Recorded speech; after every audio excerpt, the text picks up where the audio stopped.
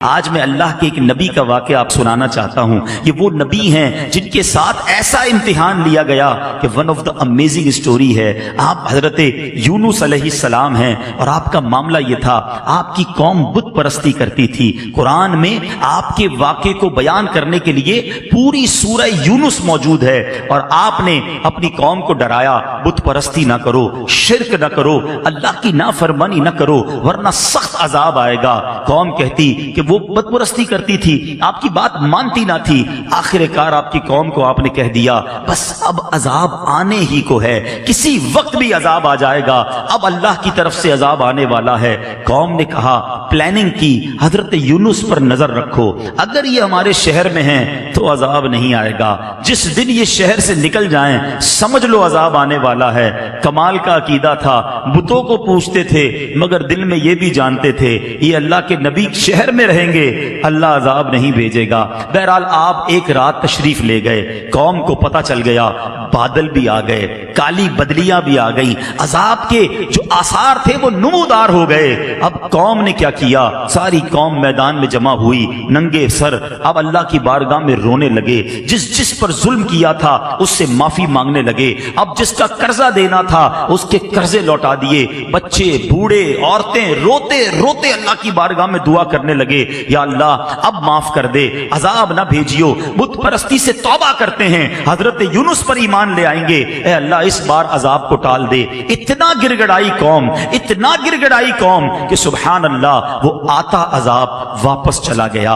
ادھر حضرت یونس علیہ السلام باہر شہر سے یہ سوچ کر چلے گئے تھے کہ جب میں واپس آؤں گا اس قوم نے تباہ ہو جانا ہے, مگر جب آپ واپس آئے تو کوئی عذاب نہیں آیا تھا, ایوری تھنگ از اوکے. تو لوگوں نے کہا حضور اپنی قوم کی طرف جائیے. کہا میں کیسے جاؤں, میں اگر قوم کی طرف جاؤں گا تو قوم مجھے جھوٹا کہے گی. اچھا ان کو یہ نہیں پتا تھا کہ قوم نے توبہ کر لی ہے اور حضرت یونس پر ایمان لانے کی نیت بھی کر لی ہے. ادھر حضرت یونس سمجھ رہے ہیں کہ میں اگر شہر میں چلا گیا تو انہوں نے تو مجھے قتل کر دینا ہے کہ تم جھوٹے ہو, تم نے کہا تھا اللہ کا عذاب آئے گا, عذاب آیا نہیں کیونکہ آپ کو یہ حکم مل چکا تھا کہ عذاب آ رہا ہے. اب آپ اسی جس کو کہیں کہ کیفیت میں اس شہر میں داخل ہونے کی بجائے آپ باہر گئے, کشتی میں سوار ہوئے اور اس شہر سے باہر کہیں جانے کے لیے روانہ ہو گئے. ایک اور آزمائش, وطن تو چھوٹ گیا, اب کشتی بیچ سمندر میں جا کر رک گئی. اب اس زمانے کی قوم کا ایک اصول تھا کہ جو بھاگا ہوا غلام ہوتا تھا نا, وہ جب کشتی کہیں رک جائے تو سمجھ لو اس کشتی میں کوئی بھاگا ہوا غلام ہے. اب انہوں نے کہا کون ہے, تو ایک قرآن دازی ڈالی گئی اور اس قرآن دازی میں حضرت یونس ہی کا نام نکل آیا.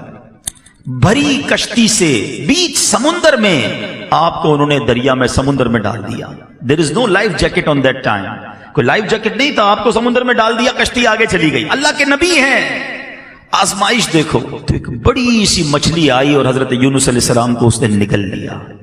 آزمائش پر ایک اور آزمائش, اللہ اکبر. مگر زباں پر شکوہ نہیں تھا, شکایت نہیں تھی کہ یا اللہ تیرا نبی اور میرا یہ حال.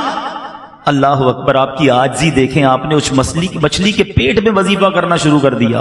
اور یہ کون سا وظیفہ تھا, لا الہ الا انت سبحانک انی کنت من الظالمین. جو آیت کریمہ ہم پڑھتے ہیں نا, یہ کہاں سے ملی ہے؟ یہ حضرت یونس علیہ السلام نے مچھلی کے پیٹ میں اس کا ورد کرنا شروع کر دیا. ایک عاجزی کا انداز تھا, ایک گر گڑانے کا انداز تھا, ایک توبہ کا انداز تھا. آپ پڑھتے رہے, مچھلی کے پیٹ میں رہے, کئی دن مچھلی کے پیٹ میں رہے. اس مچھلی نے آ کر کنارے پر آپ کو اگل دیا. اب جب آپ کنارے پر آئے, کمزور ہو چکے تھے, جلد بھی آپ کی بالکل نرم ہو چکی تھی, کھڑے ہونے کی بھی ہمت نہ تھی. اللہ کی شان دیکھیں, اللہ نے وہاں ایک کدو کی جو بیل تھی, ایک چھوٹا سا پودا آپ کے قریب اگ گیا, اسی سے آپ کو خوراک ملی, انرجی ملی, صحت ملی. اور کچھ دنوں کے بعد جب اپنے شہر آپ واپس آئے تو لوگوں نے آپ کو بڑی عزت کے ساتھ ویلکم کیا, آپ پر ایمان لائے اور ہنسی خوشی وہ زندگی گزارنے لگے. میرے میٹھے اسلامی بھائیوں, میں نے یہ واقعہ آج کیوں بیان کیا؟ There are two reason. پہلا ریزن تو یہ ہے کہ قرآن سے محبت بڑھے, لوگ تلاوت قرآن کریں, سمجھیں کہ اللہ نے کیسے کیسے واقعات. آج اپنے بچوں کو بٹھا کر لوگ پتہ نہیں سنڈریلا اور امبریلا کی سٹوریاں سنا رہے ہوتے ہیں. ارے بچوں کو قرآن قرآن کے واقعات سناؤ، بچوں کو نبیوں کی باتیں بتاؤ، پچھلی قوموں پر جو عذاب نازل ہوئے اس کو بیان کرنے کا قرآن میں ایک مقصد علماء نے یہ بھی بیان کیا تاکہ تم ایسا نہ کرنا، تم یہ غلطی نہ کرنا۔ دیکھو پچھلی قوموں میں کسی نے معاذ اللہ بدکاری کی، عذاب آ گیا، جھوٹ بولا، عذاب آ گیا، ناپ تول میں کمی کی، عذاب آ گیا، بچوں کے ساتھ برے فعل کیے، عذاب آ گیا، بت پرستی کی، عذاب آ گیا، ایسے ایسے عذابات ذکر کیے گئے کہ دیکھو تم یہ نہ کرنا۔ مگر آج ہم قرآن پڑھتے ہی نہیں ہیں تو سمجھیں گے کیسے کہ کیا کیا نہیں کرنا ہے؟ بدقسمتی سے اگر آپ یقین کریں، تھورلی دیکھیں نا، تو پچھلی قوموں نے جو ایک ایک گناہ کیا، ایک ایک غلطی کی اور عذاب آ گیا نا، آج ہمارے اندر وہ ساری غلطیاں نظر آ رہی ہیں۔ یہ تو یقین کریں ہم نبی پاک کے امتی ہیں، یہ سرکار علیہ الصلوۃ والسلام کا کرم ہے کہ ہم پر اس طرح آسمانی عذاب نازل نہیں ہو رہا۔ لیکن دیر از اے ڈے، ایک دن تو ہے نا جس دن جواب دینا ہے، پھر ایک دن تم سے ہر نعمت کے بارے میں سوال ہوگا۔ ادھر کیسے جواب دیں گے کہ قرآن میں بتایا تھا جھوٹ نہ بولنا، قوم عذاب میں گرفتار ہو گئی، قرآن میں بتایا تھا ناپ تول میں کمی نہ کرنا، میں نے اپنا عذاب ان پر بھیج دیا، قرآن میں بتایا تھا بدکاری نہ کرنا، اس قوم پر میں نے اپنا عذاب نازل کیا۔ پڑھتے تو جواب دیں گے نا، تو پلیز یوں نہ کرو، قرآن سے دوستی کیجیے، قرآن کو تھام لیجیے، قرآن پر عمل کیجیے، یقین کریں لائف بہترین ہو جائے گی۔ اور اب دوسری بات جو اس واقعے سے سننی ہے کہ حضرت یونس علیہ السلام کے اس واقعے سے سیکھنا کیا ملا؟ صبر۔ کیسا صبر تھا! آپ سوچیں، اللہ کے نبی ہیں، وطن چھوٹا، کشتی سے پانی میں ڈال دیا گیا اور مچھلی نے پیٹ میں نگل لیا، ان تمام باتوں کے باوجود زباں پر شکوہ نہیں تھا۔ مگر آج چھوٹی چھوٹی تکلیف پر، چھوٹی چھوٹی آزمائش پر زبان پر شکوے ہیں، شکایتیں ہیں۔ ہمارے ایک بہت اچھے دوست ہیں، ان کے والد صاحب کو جب فالج کا اٹیک ہوا، میں ان سے ملنے گیا، فالج کے اٹیک سے وہ ٹھیک ہو گئے، باتیں بھی کر رہے تھے، اللہ نے کرم کیا، مگر ایک پرابلم باقی رہ گیا۔ وہ پرابلم کیا تھا کہ ان کے منہ میں، یعنی اب ایک بات سمجھیے گا کہ ان کے منہ میں، اب جیسے یہ گلاس ہے نا، یا کوئی بھی نوالا یا پانی کا گھونٹ ہم پیتے ہیں، دیکھیں میں اور آپ جب نگلتے ہیں نا، ہم جب یہ کرتے ہیں تو یہ نوالا یا گھونٹ اندر جاتا ہے۔ آپ زبان پر نوالا رکھ دیں یا گھونٹ رکھ دیں، وہ خود اندر نہیں جائے گا، ہمیں ایک ایکشن کرنا پڑے گا جس سے وہ حلق کے اندر اترے گا۔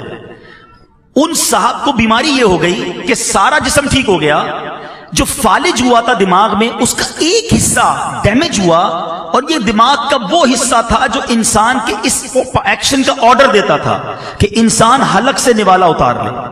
وہ کہتے سب ٹھیک ہے، دیکھیں عبدالحبیب بھائی آپ کے سامنے باتیں بھی کر رہے ہیں، مگر منہ میں نوالا رکھ دیں تو نوالا نگل نہیں سکتے۔ میں نے کہا اس کا علاج کیا ہے؟ کہتے ڈاکٹر، بڑے بڑے ڈاکٹرز کو دکھا، میں نے بتایا نا بہت بڑے، اللہ نے بڑا نوازا ان کو۔ کہتے ڈاکٹر کہتے ہیں کوئی علاج نہیں ہے، انتظار علاج ہے۔ اللہ کی شان ہے کہ دماغ جو ہے نا، یہ خود تھوڑے عرصے بعد ایک اور پارٹ آف دا برین کو آرڈر دے گا کہ اب تم یہ کام کرنا شروع کر دو، پھر وہ یہ کام شروع کرے گا تو ان کا نوالا اترنا شروع ہو جائے گا۔ 15-20 دن، مہینہ گزرا، میں نے پوچھا اب ابو کی طبیعت کیسی ہے؟ کہہ رہے ابو بالکل ٹھیک ہو گئے، نوالا اترنا شروع ہو گیا ہے۔ یار آپ سوچیں کہ میں اور آپ جو ہر نوالا کھا رہے ہیں، ہر گھونٹ پی رہے ہیں، اس میں اللہ کی کتنی بڑی نعمت ہے ہمارے ساتھ۔ لوگ نوالا نہیں اتار پا رہے جن کو یہ بیماری ہے۔ خدا را قدر کرو رب کی نعمتوں کی، شکوہ نہ کیا کریں۔ پریشانی چھوٹی سی آتی ہے اور ہم شکوہ شکایت کا دفتر کھول دیتے ہیں۔ بات تھوڑی سی صوفیانہ ہے، بڑی باریک ہے، لیکن آپ سمجھیں گے تو بہت گہری بات ہے۔ ایک شخص حضرت رابعہ بصری رضی اللہ تعالیٰ عنہ کے پاس سے گزرا، سر پر اس نے پٹی باندھی ہوئی تھی۔ آپ نے کہا کہ یہ پٹی کس چیز کی باندھی ہے؟ کہ حضور سر میں درد ہے اس لیے پٹی باندھی ہے۔ کمال کی بات کہی۔ آپ کہتی ہیں آج سر میں درد ہوا ہے تو تکلیف کی پٹی باندھی ہے، جب اللہ نے صحت مند رکھا تھا تو صحت کی پٹی باندھی تھی۔ بات گہری ہے، سمجھیے گا۔ تھوڑی تکلیف آتی ہے سب کو بتانا کہ اگر کسی کا موبائل چوری ہو جائے، گاڑی لگ جائے یا اسکوٹر کو پرابلم ہو جائے، کاروبار میں نقصان ہو جائے، ہم کیا کرتے ہیں؟ سب کو بتائیں گے۔ سب کو بتانے سے ثواب تو گیا نا؟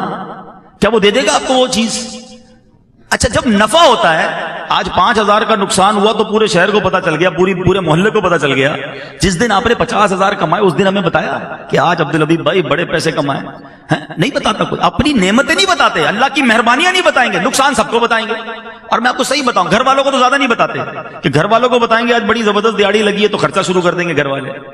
تو یہ باتیں بھی نہ بتائیں، اگر مشکل آ گئی ہے نا، صبر کریں اور اس کا ثواب کمائیں۔ تو حضرت یونس علیہ السلام کا جو میں نے آپ کو قرآنی واقعہ سنایا، یہ میسج دیتا ہے کہ آزمائشیں آئیں گی، پریشانیاں آئیں گی زندگی میں، صبر کرنا، آزمائش پر صبر کرنا، اللہ کی ہر فیصلے پر شکر کرنا، جو دیا اس پر اللہ کا شکر ادا کرتے رہنا۔ قرآن میں رب نے وعدہ فرمایا ہے تم میرا شکر ادا کرو میں تمہیں اور عطا فرماؤں گا۔ آپ شکر تو کریں، جو بھی دیا اس پر شکر کریں۔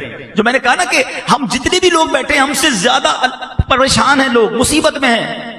ایک بزرگ کے بارے میں آتا ہے کہیں روڈ پہ جا رہے تھے، پیر میں جوتے نہیں تھے، کہا یا اللہ جوتے ہی نہیں دیے مجھے۔ تھوڑی دیر ہوئی تو برابر سے ایک بندہ نکلا جس کے پیر ہی نہیں تھے، کہا یا اللہ معاف کر دے، مالک پیر تو دیے، تیری مہربانی۔ جب بھی یہ احساس ہونا کہ میں کچھ لوگوں سے پیچھے رہ گیا ہوں، میرے پاس کم ہیں چیزیں، اپنے سے کمتر کو دیکھ لینا، زبان سے شکر نکلے گا۔ اللہ مجھے اور آپ کو صبر کرنے والا بنا دے۔